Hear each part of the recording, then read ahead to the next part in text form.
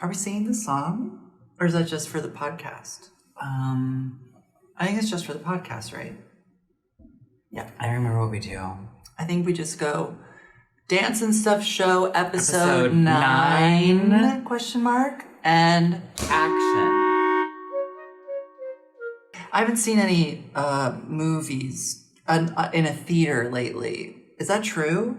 Don't take offense to this, okay? Because I, too, have a job that is luxurious, one might say. I would not say that about your job. I mean, sometimes it's a hustle, let me tell you what. And sometimes I'm really pounding the pavement, and it's exhausting. Yeah, and also, like, sewing the things yourself. Yeah, but, you know, like, when I was a kid, I used to see that people worked in the craft room at the Martha Stewart magazine, and I thought, if only. It probably was horrific.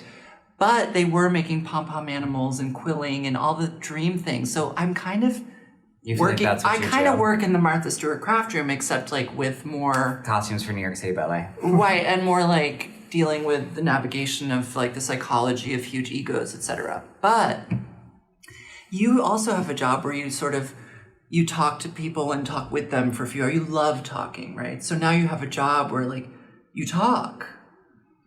Kind of, except the classes that I'm teaching this semester are so practice-based. There's some talking, but they're doing a lot of work. It's very physical. Showing you things. And I'm also like, I lead a warm-up. I lead them through exercises. Yeah, it's physical. But I mean, do you think that's why I'm so thin right now? Is that a job? People, I think, still have a hard time viewing live arts as a job. Yeah, me too. And you've even worked in it. I know, and I find it's exhausting. But then if I step outside myself for even a moment, I'm like, not a job at all. I think that's really kind of how the problem with art funding works. Well, that's also why when I see artists who are tortured by it or who take themselves so seriously, I can't believe it. I'm like, you need to just look outside yourself for a moment and know that there are ditch diggers and garbage men. The thing that I think is always so tricky for artists is for many artists, being an artist doesn't feel like a choice. And yet many people are like, but it is a choice. Well, last night I watched this documentary about Vivienne Westwood, and I was really like... Jeremy watched that. If these people don't get over themselves, I'm going to have a nervous breakdown. I couldn't even believe it. Granted, I find her charming. There's something great about her. She's an incredible personality, and she was also like her whole like use of punk in being like, I'm going to capitalize punk. That's pretty amazing. Okay. Capitalization of anything is always somewhat grotesque, especially when someone's like, absolutely. I want to save the glaciers. Yes. Also that she's sitting in this chair and she's like, oh, it's so boring. Why do I have to answer these questions? And I'm like, these people are making a documentary about you. Like, pull yourself together for 10 minutes. She doesn't want to pull herself together. And you know what? Vivienne Westwood doesn't have to pull herself together. Well, I mean, worse than her is that hideous gay partner of hers who's like, I just kind of fell in love with her, maybe. He's Austrian, and he's like, everything is hard. You know, the ribbed bindings on sweaters are wrong because she was out saving the glaciers instead of in a design meeting, making sure that huge mistakes weren't made and then things She was saving the glaciers? How'd she do that? By taking expensive trips to the Arctic and then, like, writing, save the glaciers on a t-shirt. Really? Is that was the extent? And also, like, not being at her business and then coming back and torturing everybody. Sounds like a vacation. Yeah, that's what she takes vacation. She comes back. She hasn't done any of the work, and she thinks everything's wrong when she returns. Well, that's what happens when you take a vacation. Right, because everyone else had to make sure the business kept running. Yeah. Anyways, let's not... Vivienne Westwood, you're fine. You're an icon. Some of your clothes are good, but, like, pull yourself together. And so that is the read on the Vivienne Westwood documentary. But watch it. Anyways, I guess Fashion Week has really stirred up a lot of, like, annoyance in me. We haven't come to any kind of conclusion of how to make more money. How much more money do you need? I'm going to ballpark it around between $10 and $12 million. Because I'm eating whatever I want.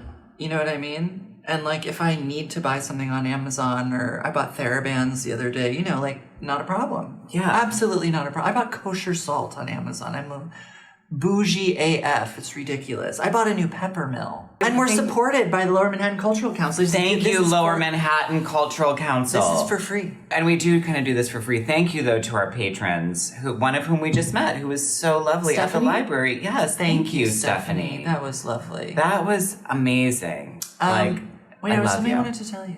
Pepper mills. Before you tell me the story that I'm kind of like, nah, whatever about, can you tell it to me as Abraham Lincoln and I'll listen as Martha Graham? Okay. So, wait, that's not Martha Graham. So, you got a pepper grinder? I did. It's called the Unicorn Magnum. What? And I have to say... What? The Unicorn Magnum? Magnum. It looks very much like my hat. The volume of pepper that you can get from the grinding by hand is absolutely phenomenal. And adjusting from a coarse to a fine grind is easy as pie, honey. Easy as pie, honey. Honey, nothing is easy as pie. It takes 10 years to become a dancer.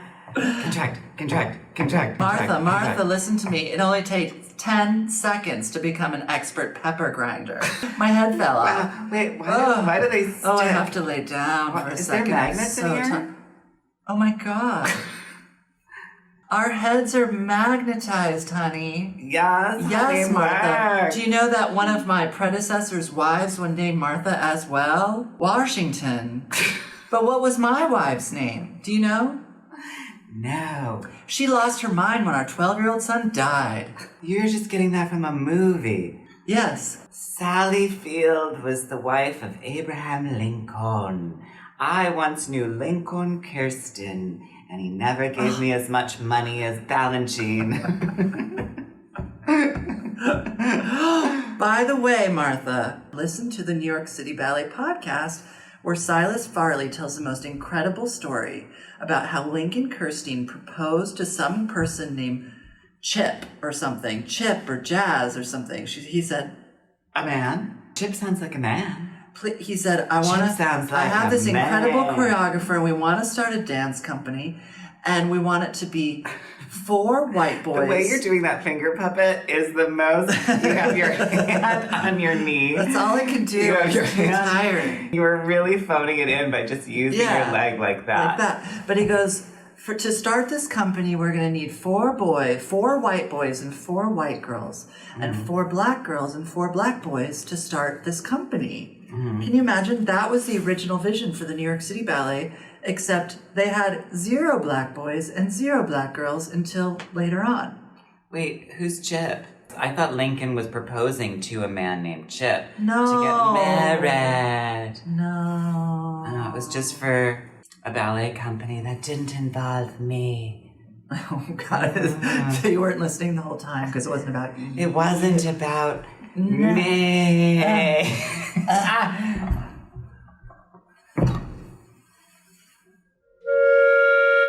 The road trip was one of my favorite things I've ever done in my life.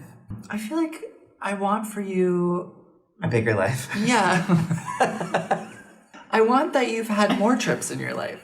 It was nice. It was really lovely and fun. I mean, it was a lot of car. It was so much car. Yeah, poor Jeremy. Oh, there's some footage we should post from the road trip, actually.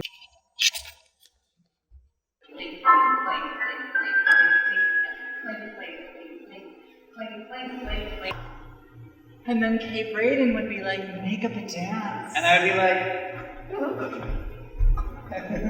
And that's a true story.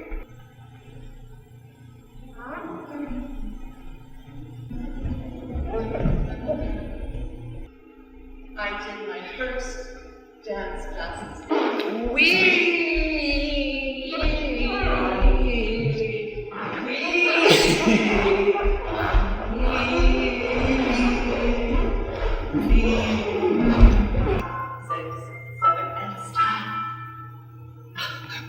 Improv. That's good at that. Some of the iPhone footage from our road trip, which I think was pretty good, such as when you hung a towel over a coat rack.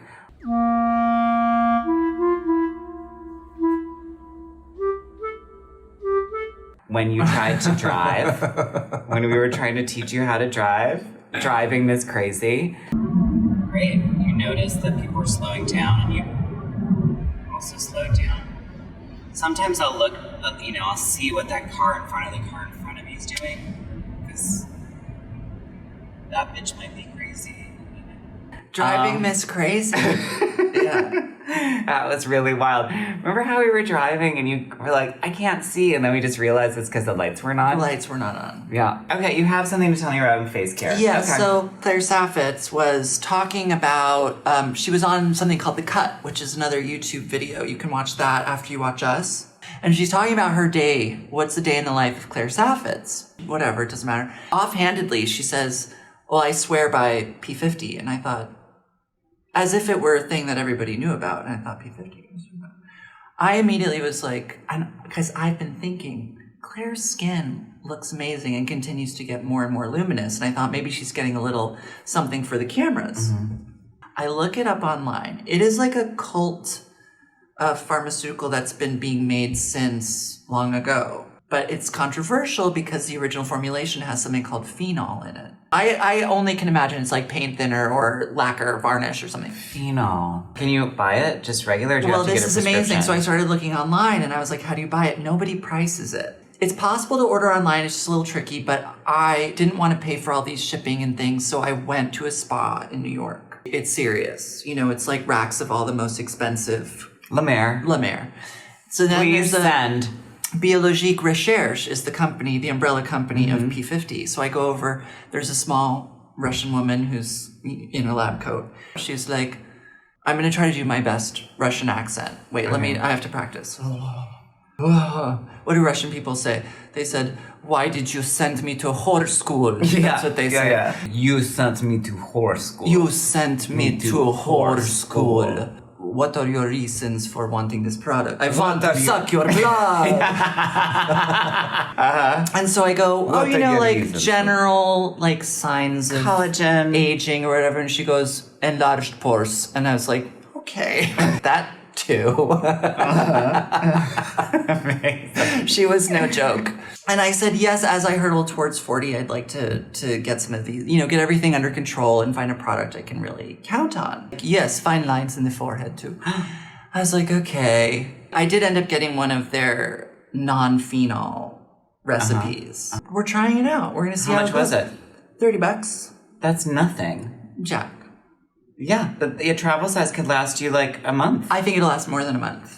That's nothing. For $1 a day, you can also poison your face to look beautiful. Who cares? With 2 applications, it's different. Wow. Yes. It's sold at various spa locations. Maybe it's sold at one in Greenpoint. I doubt it. Oh. Class warfare, okay? That is what it looks like. P50 1970 is the original formulation, which is the one with the phenol, which I feel like really that's the one you might want, because I know you like to go full tilt. I do. Well, ladies and another, and if you're listening, P50, we loves you. I'm still here too, and sorry, I went somewhere else until I realized that Jack was closing the episode. Up. So what do I have to say about things? I wish there was more TV content for me to talk about right now. I am going to go to some movies. Even though The Goldfinch bombed, I will go to it still. I like Ansel Elgort, and I read that book, and I liked it. Donna Tartt. Oh, you should read The Secret History. I have. Oh, okay. I know people don't think I read, and I barely read, but I read. Reads. I'm reading a book called Small Fry right now that Jamie St. Peter gave me, which is about Steve Jobs' daughter. It's not about, she wrote it, Lisa. Okay, well, ladies and gentlemen, Anyways. We loves you, and tune into the pod, and keep watching, and write us if you want. It's fall, and